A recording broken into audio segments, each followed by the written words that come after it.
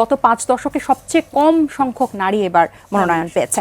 So এটা আসলে প্রত্যেকটা রাজনৈতিক দলের ব্যর্থতা, এবং তারা ওয়াদা ভঙ্গ করেছে জুলাই সনদের, এটা প্রত্যেকে অঙ্গীকার ভঙ্গ করেছে। এখানে আসলে আমরা ইসলামপন্থী দলগুলোকে খুব বেশি কাঠগড়ায় দাঁড় করিয়ে যারা এটার পক্ষে সবচেয়ে বেশি কথা বলেছে, যারা এটার বেশি সবচেয়ে প্রচার করেছে, তারাও এটা প্রতিশ্রুতি ভঙ্গ করেছে।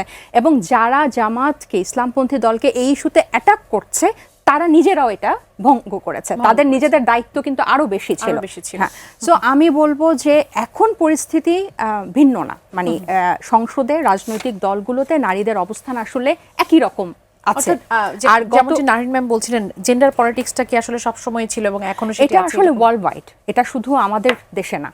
এটা এই আপনি যদি এই ক্রাইসিসটা দেখেন যে অনেক দেশে এটা আছে, এবং আমাদের এখানে কেন এটা বেশি, আমাদের এখানে শিক্ষার ব্যাপারটা ভুলে যান তারা নারী। আপনি যদি দেশের অর্ধেক জনগোষ্ঠীকে আপনি যদি ইকোনমিক্যালি এম্পাওয়ার্ড না করেন, পলিটিক্যালি এম্পাওয়ার্ড না করেন, কালচারালি এম্পাওয়ার্ড না করেন, আপনি মানে একদম ক্লিয়ারলি দেশকে পিছন দিকে নিয়ে যাবেন। কারণ আপনার পুরো পপুলেশনকে আপনি যদি সামনে না আগান, গ্রোথ না করান, তাহলে তো এটা আপনি অর্থনীতির ক্ষতি করছেন।